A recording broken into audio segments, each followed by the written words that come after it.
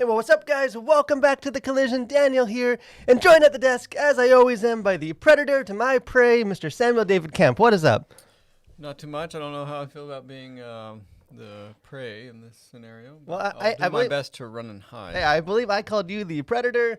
Hopefully, it's not the first time you've been called a predator. But what's up? This is a big week. I know you sent your young, adorable girl off to preschool for the first time. Our 3-year-old is in preschool, so if I just totally lose it and fall into a ball of a weepy mess on air, then that's why. Because she's too young, darn it. Yeah, next thing you know, hey, we'll be sharing that she just got married and off in college. Kids joke. These days, they grow up fast. But I want to thank you guys for joining us today. A lot of stuff, a lot of interesting stuff, I think, for us to jump into. Just a lot of news, and I just think important conversations. And we'd love to have you guys be a part of that. Jump into the comment section, share your thoughts, let us know, your opinion on it or what you guys think as you kind of work through these. I think as Christians, it's important to talk about these. But before we kind of jump into some of our topics, why don't we just also introduce again, making their triumphant return 2 weeks in a row, we have our crew back, Joni and Steven working the magic behind the scenes. How are you guys doing? We're doing well. Really good. Steven, have you had a chance to see the Andor trailer yet, or are you still on probation here at the I Collision? have seen the Andor trailer. It actually looks really good. I'm kind of excited for it. Because, you should like Star Wars. I should, yes. Yeah, hey, so I guess, we have a 3-strike policy here, so Steven's on his first strike, but hey, we'll let him stick around for a while here at the Collision. But why don't we just kind of get right into this? A lot of stuff I want to jump into. First segment of our show, we have Cultural Conversations.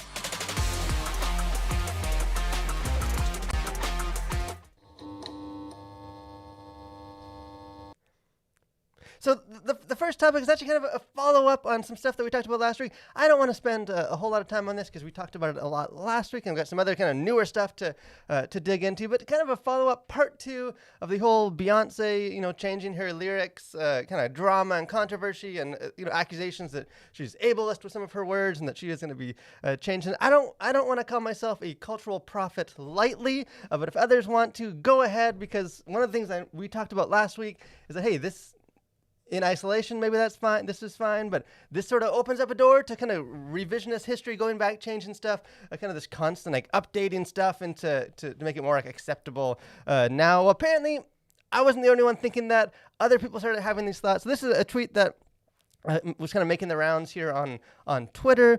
Monica Lewinsky kind of tweeted, hey, while we're at it, and again, if you're not a big Beyonce fan, which I'm not, I did my research. Beyonce kind of calls her out, name drops her in one of her earlier songs, and apparently she kind of wants to change that and update that. And to society's credit, from what I can see, most people kind of dumping on her and saying, hey, let's not go there. But what do you think?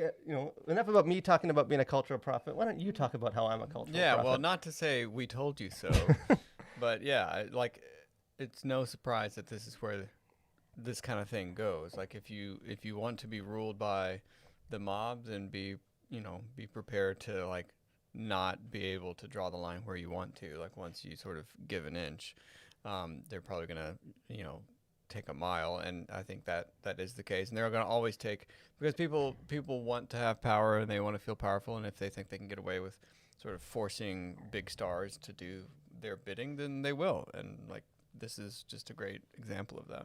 Yeah, 'cause it really did feel kind of like a tip of the iceberg thing, and we'll see. Maybe we're not giving society enough credit, but I do think it is entering sort of this dangerous territory of kind of going back, and I think especially in sort of a secular culture and stuff, there's definitely some danger for Christians to be aware of. But hey, it looks like it's already kind of starting to happen. But kind of the main a newer story, something that actually just sort of as of today and hours ago, this thing's still kind of unfolding.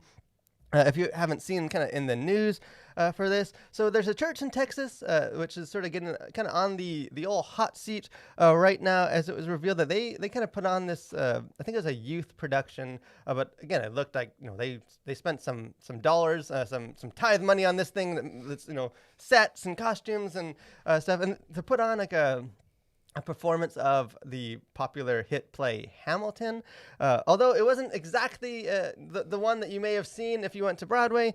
So they did some kind of adjustments to this thing, some tweaking with the lyrics, kind of dunked it in the baptismal, brought it back up with some more Christian lyrics, and kind of changing the characters and really making this sort of this gospel presentation. And then kind of after the preacher got up and kind of gave like a short. The articles are coming out like a sermon. I think it's more like a short kind of devotional thing, about this. But this kind of got leaked out there that this was happening. And there's several angles for us to kind of get in with this. One is just sort of the legal side of, hey, there's copyrights, and a play is still in production. They didn't have the copyrights, so there's some fishy stuff kind of this legally. But I think also just the conversation of sort of cultural engagement, and is this a good approach? I'm assuming I know you well enough, Samuel, to know that you have at least a thought or two on this. What are your takeaways? Yeah, I do have thoughts on this as it happens, but I think the main thing I think is it's just super cringy. Like at the end of the day, like why on earth? Like it's bad enough that you would steal this artwork, and second of all, think that you could get away with it, and third of all, baptize it in a way that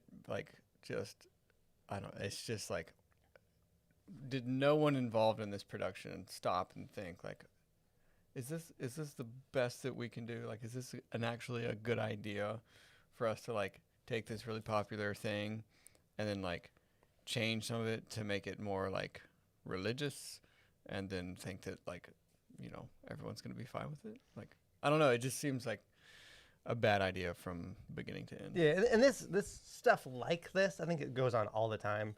Like sermon series and churches and stuff. Like they tie into the apostles, the original Avengers, or when Lost was a show, get lost with Jesus, and like it's just sort of a way, I guess, to try and engage the culture. But I guess like on this scale of like a full-on reproduction with editing, I do think like the legal side, there's this stuff that I think is a bad look. Even like they kind of got like a cease and desist letter where they canceled their second show, but then it seems like they like publicly canceled it, but still put it on, and it just from an optic standpoint, not looking good. But I think just from like a cultural engagement kind of standpoint, I don't know, this thing it rubs me the wrong way. I think it's just a reflection, I guess, of like, at least to me, of like just the total wrong way to engage culture. Yeah. Where it's like we've talked here, like that's even why we call this cultural conversations. That like the arts and stuff is like this conversation. There's art. There's stuff going on, and we listen and we talk about it and what we see in it. Where this is kind of like, I know you're saying this, but what if you were saying this that makes that's like I agree with, and like I don't know, this sort of making it the baptizing thing. Like, yeah, it seems gross from start to finish. It's just my take on it. It's like, to me, it just shows how out of touch and just wrong-headed a church can be. And I'm sure there's great people at that church and all that, but it's like, this is such a bad idea from so many directions, all of them, in fact, that like it just I think it just kind of shows just maybe how out of touch that the leadership at this church is with like reality and also pop culture, to think that you could do something like that and change it and make it suit your needs. Because here's the thing too, and like I couldn't find like videos of it, but like they've done this. Apparently, they've done this like there's like a Despicable Me version and like a Toy Story version. Like I think they've been doing it for a while. It's just that now it sort of got out there and kind of got picked up on some of the news thing. Again, we don't necessarily want to like throw it, another church under the bus, but like I don't think it's wrong as Christians to be like, hey, don't just as we would with another believer in our church, like sort of as the body, like, hey, don't think that's the right way. And I just think like this mindset of like we got to take what the world has and then like sort of water it down and like dilute it and like kind of make it our thing, and then we can appreciate it's sort of our version that's safe, and it's just sort of preaching our messages, and like we celebrate our version of the thing. Yeah, and it's like I think you miss out on a lot of just, hey, not that you have to agree with everything in these plays, but like I just think it's way more of a fruitful for like cultural engagement to like watch Hamilton, like the actual Hamilton, and like talk about it, have a cup, discuss it and kind of see, hey, what does this reflect? Like, what do we like about this? Because there's tons of stuff in Hamilton that would have, like, you could have lots of conversations, I think, that could be very fruitful and eye-opening about the original Hamilton. And so I just don't like. I don't see what good can possibly come from like Christianizing your version of Hamilton and then putting that on for your church. And again, like I know like we won't get into like the legal side of it, but it also like negates everything that you're trying to present the gospel via Hamilton illegally. And it's like, well, you're kind of just saying like you're sending all these mixed messages, especially like to the audience and to the broader community. It's like, so you want us to believe you about, your gospel, what you're saying, on the back of some stolen artwork, that's kind of been watered down to suit your needs, to tell us something that we need to know. It's like, that just seems like so backwards on so many levels. But yeah, I think the intention, because even like some of the headlines and stuff where, are like taking their Hamilton with, like in a very like homophobic sermon, and like, it's not like what the pastor said. No, it's yeah, not what. It's not this like anti-gay kind of sermon thing that I think the news headlines want to. But hey, let us know what you guys think about that, because I do think it is reflective of sort of this idea that like the way Christians should engage in culture is to like take what's out there and then like sanctify it and like have this alternative where we can still appreciate Hamilton, but without any of the stuff that we. And I just think it's a wrong approach kind of from start to finish. I think it's even more icky when it sort of gets into like a church and some of the legality stuff. So, but hey, let us know, hey, what you guys are thinking. Hey, maybe what a popular property would you like to see a baptized version of? Let us know with that. But another thing, people, kind of another controversy based on what people are seeing and not seeing and liking and not liking. This is, it's kind of somewhat of an older controversy, a couple of weeks ago maybe, but it's still, some of these articles have been going around again, and we just haven't had a chance to get into it here on the show. But the Terminal List. This is a show featuring our boy Chris Pratt, who we've talked about a couple of weeks ago or last week, whenever that was. Sort of this. Again, I haven't seen this show. Have you seen this show? Yeah, I did watch it actually. Okay, so we'll get has anyone in the crew, have you guys seen this? No. So I haven't seen this. My wife saw it. She said it was fine, but she says that about basically any show that's ever been put to TV. So take that with a grain of salt. But this show is, I think, beginning kind of more buzz, more people talking about it. Because of sort of the the old culture war rearing its head again, kind of getting sucking things into the vortex.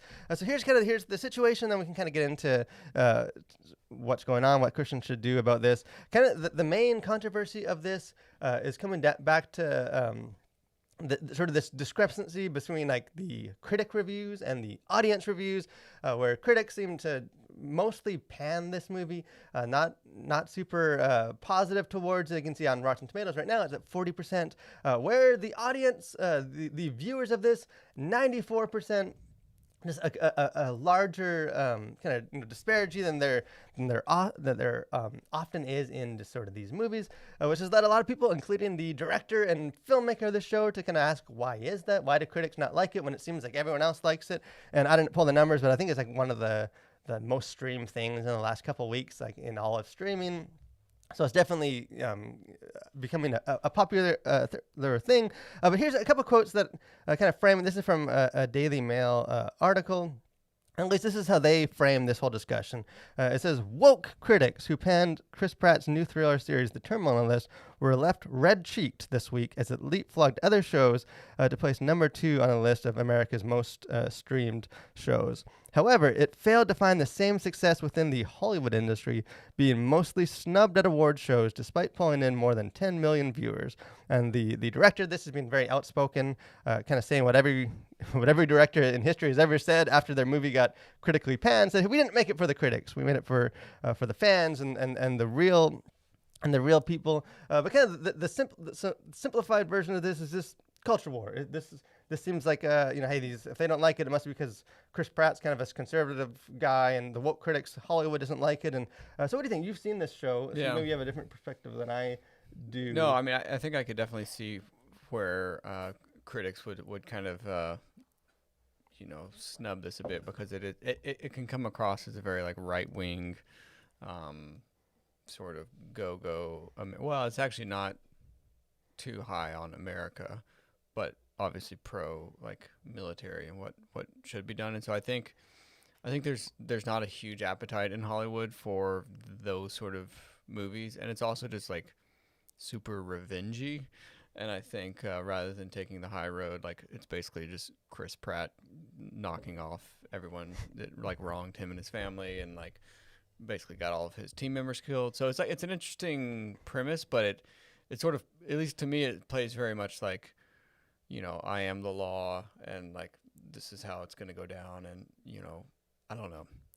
It was okay. I wouldn't say it was like the best show ever, but I think the problem is like, as soon as you try and like enter it into culture wars, then it's like you almost have to like it if it's on your team, or dislike it if it's like, you can't just look at it for what it is. Like it becomes a thing that represents like left versus right, and so I think that kind of totally destroys. Yeah. The only thing that does is it like maybe further promotes the show. So like overall, maybe it's a good for the show. Like more people are watching it and talking about it.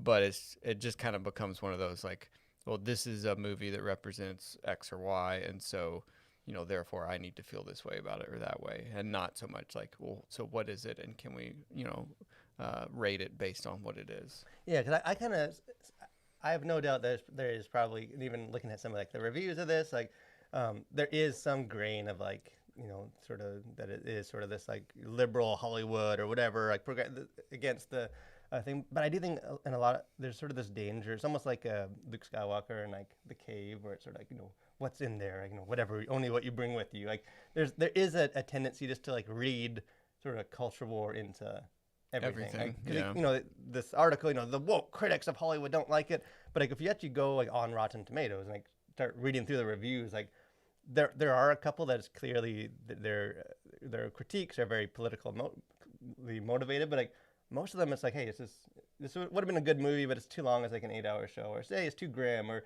the plot has some like the critiques themselves, like there's not a whole lot to like to support this narrative that like the only reason they didn't like it was because of like politics. And even like, again, this in general, like audience scores largely meaningless. Like I think some of the difference is, hey, a critic, they have to see a movie because they're reviewing it. Like an audience score is only going to be someone that chose to watch that because that's what they're interested in. Like, Yeah. so audience scores are almost always higher.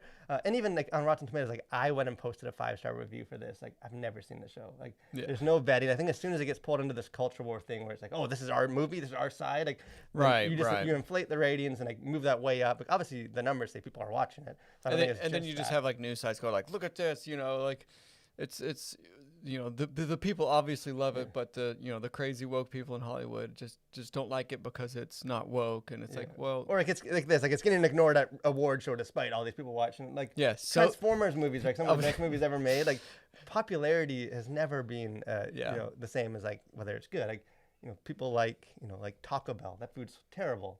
yeah, One of the best meals you can have. Like well, the fact that I would something's disagree, like good and like or something that's popular doesn't necessarily mean that award shows should just be these popular shows. That must be the best work of art. Like, so I don't know. I think there's definitely stuff in there. I think that is reflected of like some of that, but I do think even more than that, it sort of reflects this need almost to like, culture just has everything's culture war now. And like, if you don't like this show, or if you do like this show, like we sort of see everything through the lens of like culture war, and like when you do that, like then everything looks like the culture war because you're sort of reading into it. So I don't know. I think this is sort of an over exaggerated kind of thing. Hey, let us know, especially if you've seen this show.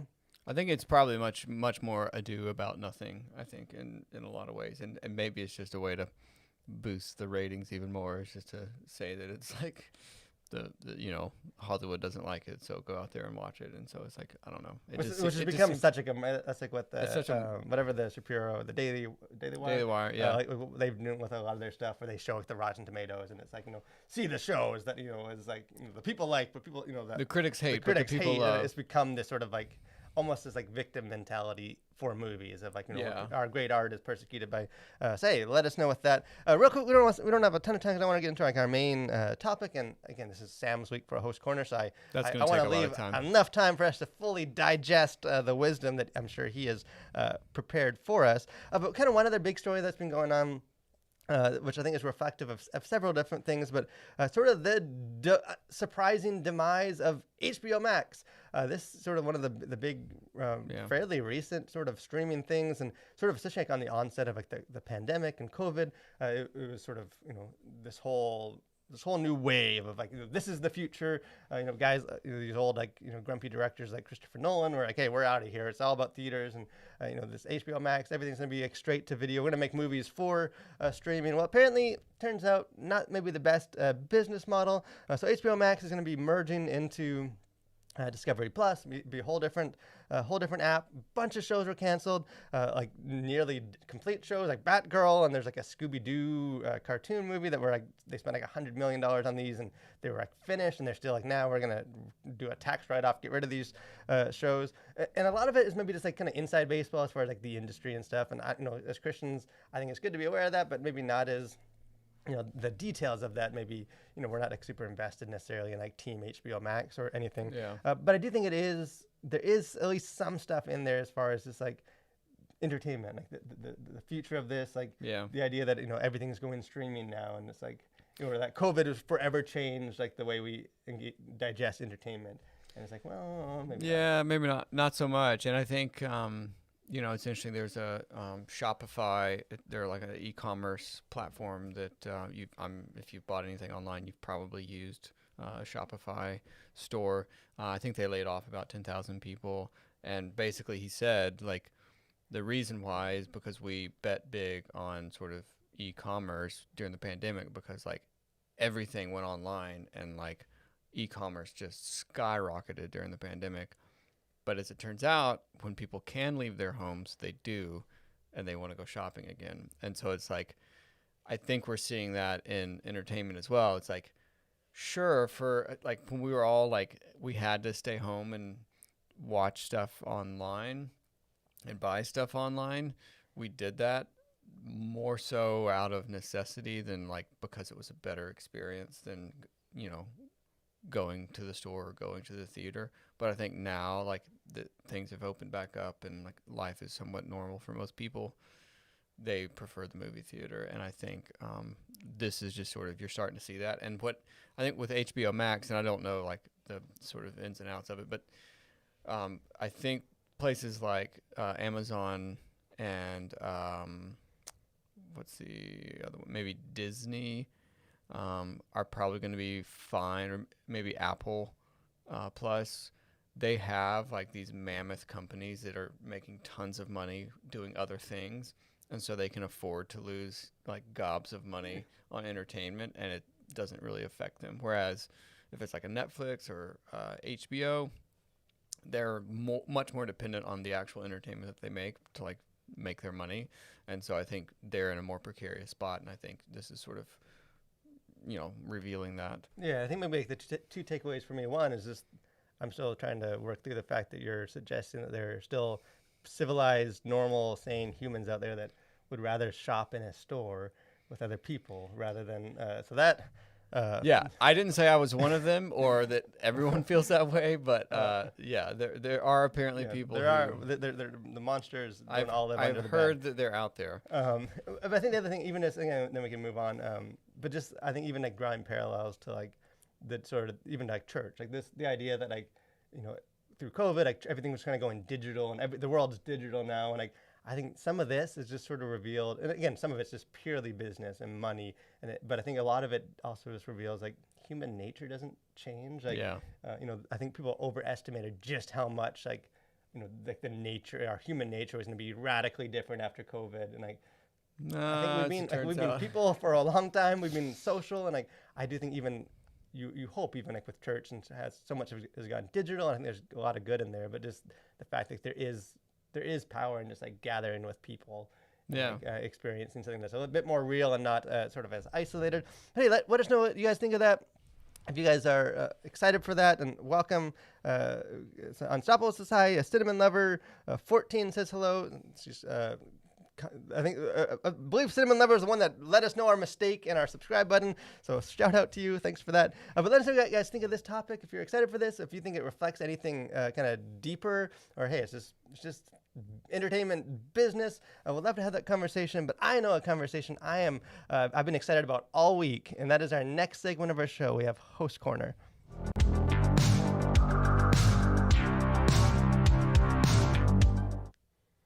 Well, I'm glad to know, Daniel, that you have been as excited as I am about this week's Host Corner. And we're going to talk about Star Wars, something that is near and dear to both of our hearts. And specifically, I introduced my 3-year-old to A New Hope the other day. She, I think it was a mixed bag, honestly, with her. She's 3, maybe later on she'll understand the gravity of that show. But what she kept clamoring for was Lego Star Wars, and in particular, she was watching Droid Tales, which is on Disney Plus, and I really don't know anything about it other than I don't know if it was just the way it came across, the mood that I was in, but it was really funny. It was just the first episode that I was kind of peripherally watching, but it's basically a C-3PO telling the tale of Episode 1, The Phantom Menace, to like everybody on Endor, and it was like basically it was just making fun of Episode 1. Like there's a bit where Jar Jar Binks comes out on the ship to see what R2-D2 is doing to fix it when they're trying to escape the planet, and like he gets blasted with a laser. There's another point where like Jar Jar Binks gets like blown up again, and then like when Qui-Gon Jinn meets Anakin on Tatooine.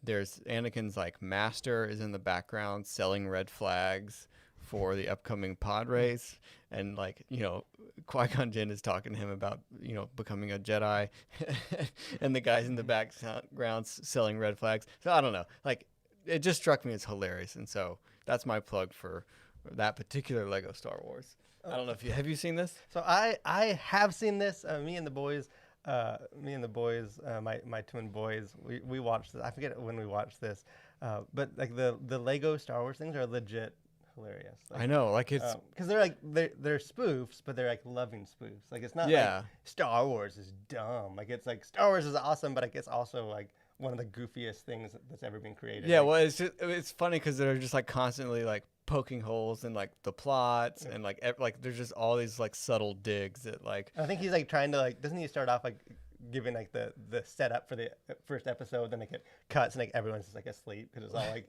the politics, like this is the boring like of episode 1. But hey, like, and I think it's either out or it's about to drop like this week. There's like a new like summer vacation Lego Star Wars special. Not as funny. We watched that one too.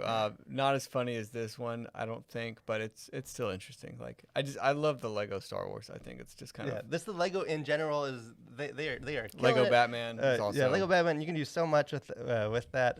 Hey, maybe they'll do a Lego Lord of the Rings to tie into the rings of power. But kind of move into our main topic for today. Kind of the main question, I guess.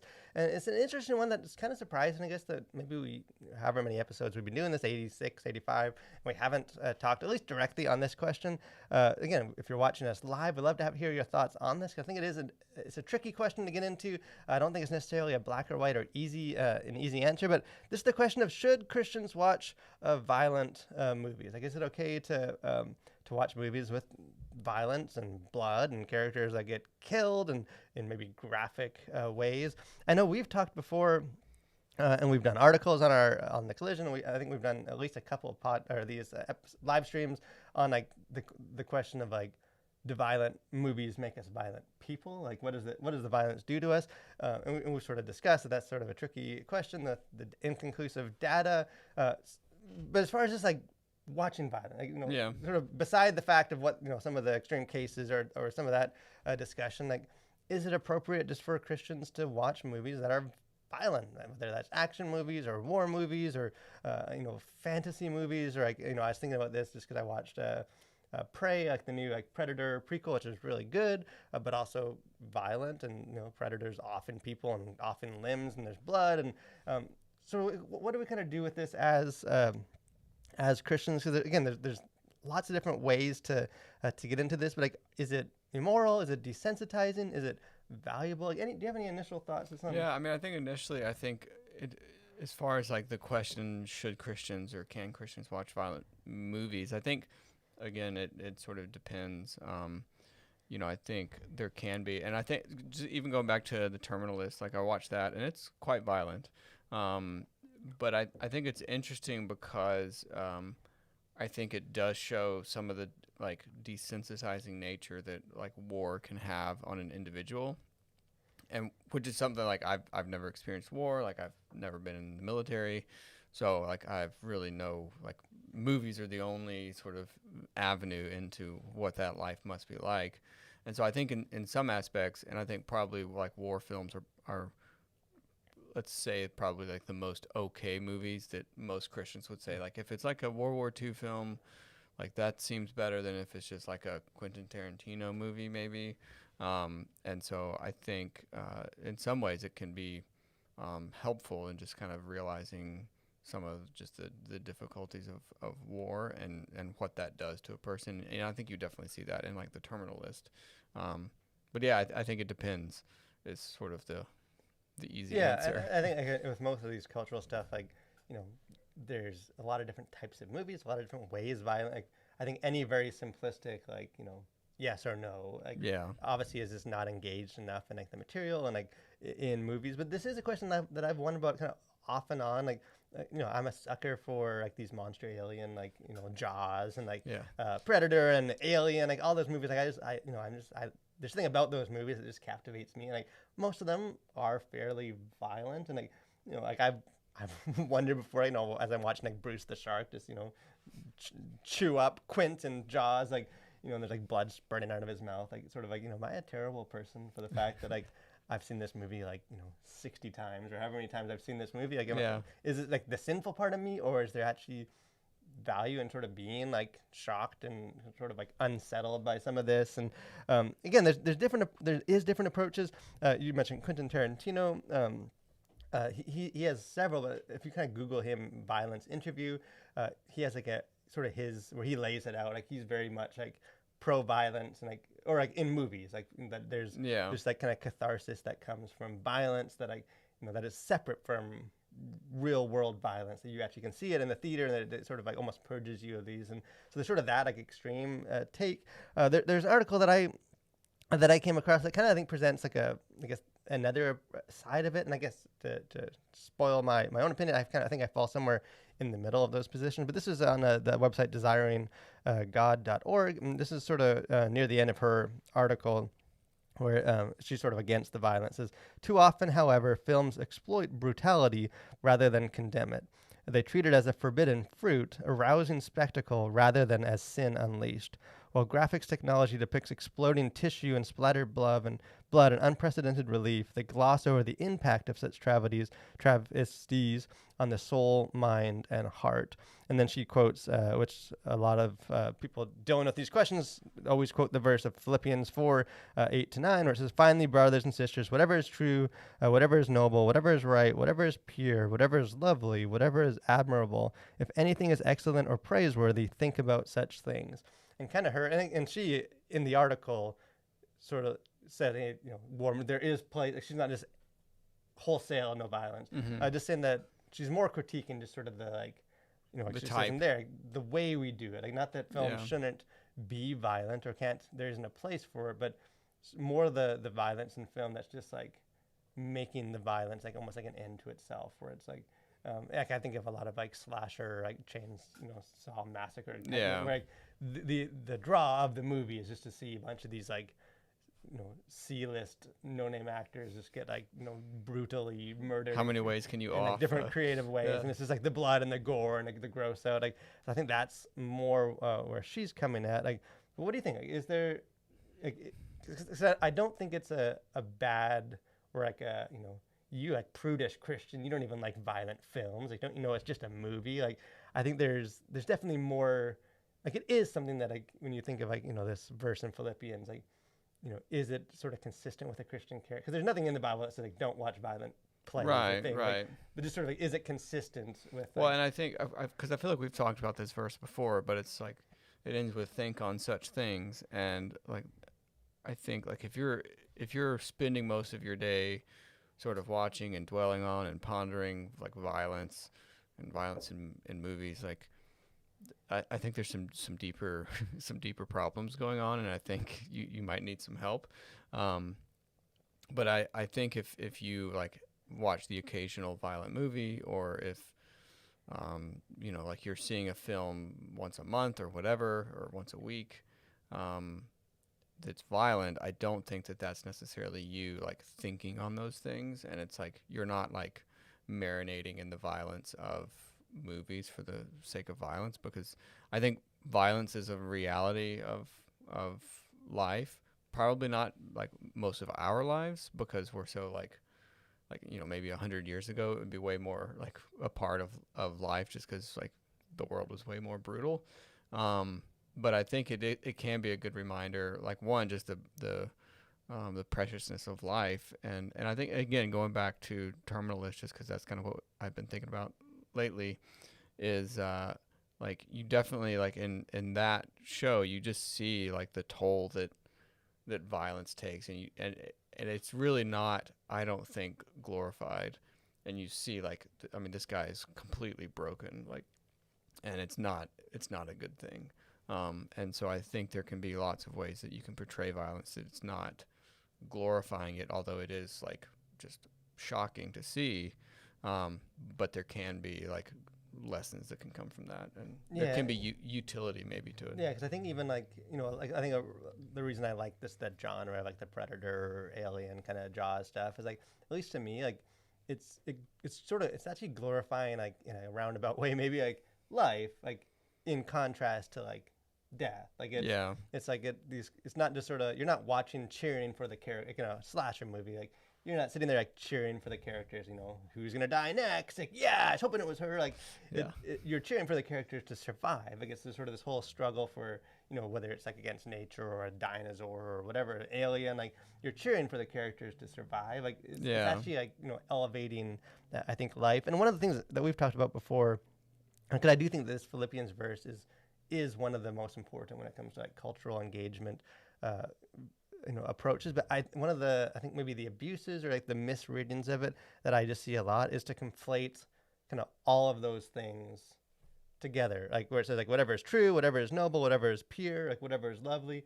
I think what I see a lot of people do is like whatever is true is also has to be lovely and pure, and like I think that's why you end up with like this mindset like Christians can only like this like very sanitized, like very fluffy and bright, and evil is not, sin is just sort of naughty, and no one's in danger, and like you end up with the murals in the nursery hallway. Like, you sort of end up with like that's all you I think because you conflate sort of all of those to like together. Like I think if you just take whatever is true, not that the other things, not that you set those aside, but like I think it opens you up to actually deal with things that are true, and some of that is violence and mortality, and like there's like fallenness and like brokenness, and like so I do think there is I think there is value in Christians, again, like you said, like I think some of it comes down to like balance, and just like I don't think it's consistent with like a Christian character just to like be immersed in just like blood and gore that is sort of sort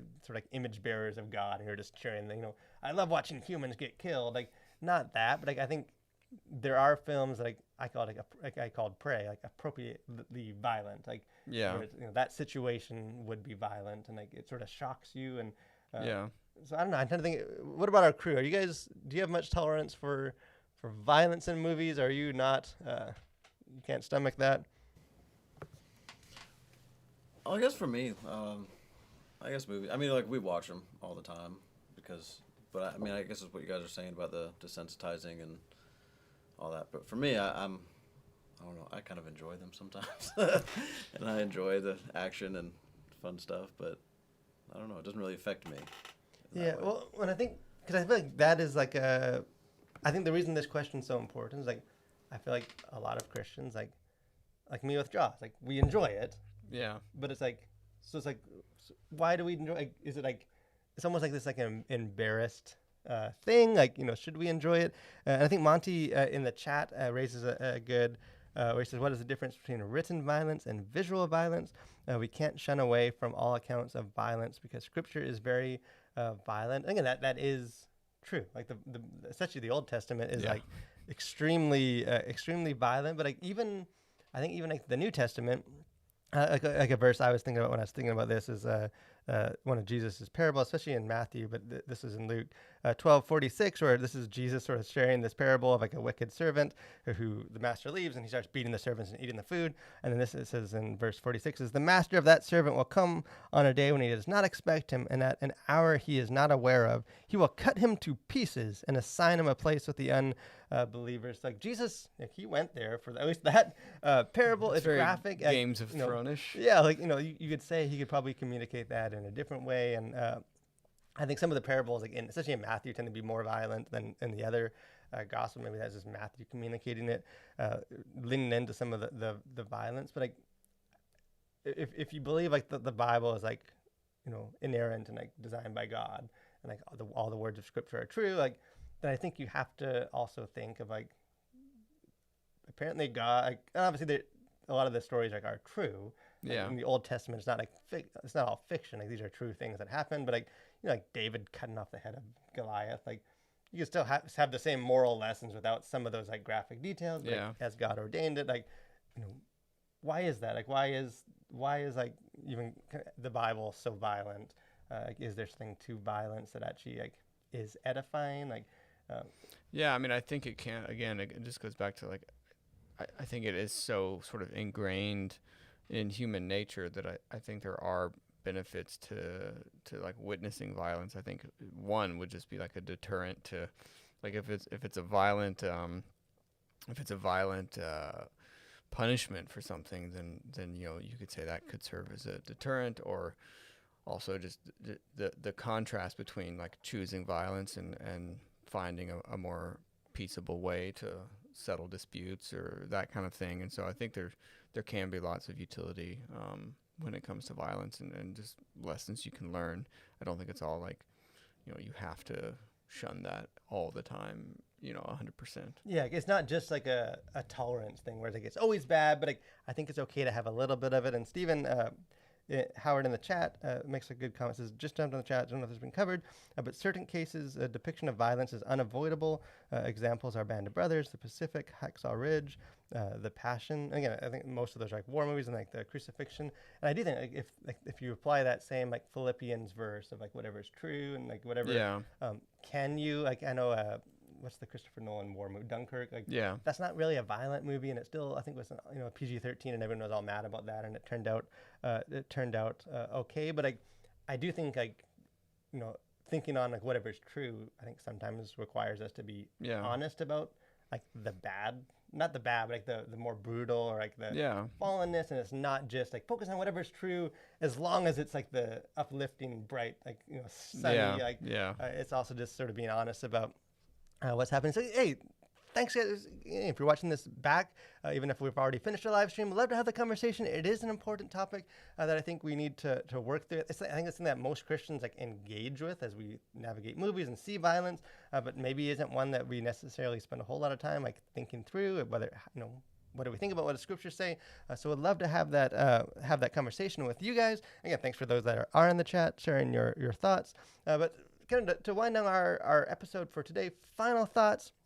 A couple things that's going on here at the Collision. Could you guys check out? We got some recent kind of movie reviews. I did a review for Prey, which is only on Hulu. So if you have Hulu, again, it's a violent movie, so it ties in. But I think it's a good movie if you're into like predators and aliens and stuff. And I don't think it's like an over-the-top violent movie, but it's been getting a lot of good buzz. I'm one of those people that is giving it good buzz. And then we have some other Luck and Super Pet, some animated movies if you're like a parent and haven't checked those out yet. I encourage you to check out our review first. Got a couple articles and things just on our website, thecollision.org. Encourage you to check that out. Probably got another one dropping on Superman later this week, so check that out. Let me know your thoughts on that. But anything kind of going on? Final thoughts for you? We're just counting down the days. I need to make a paper chain for the Rings of Power coming up. That's going to be here before we know it. Yeah, September 2nd, which is the same day that Jaws enters IMAX. So I have my day planned up. I am very excited for that. But thanks for joining us, guys. Hope you'll join us next week. Again, we do this every Tuesday at noon. There's always new stuff to talk about, new stuff to get into. So we'd just love to have the conversation with you guys. If you haven't done so, subscribe to our channel, like our page, like the video, all that kind of stuff. It just helps us keep growing, and we'd just love to have you be a part of that. But thanks for watching, guys. Stay safe and continue to collide through the world for Christ.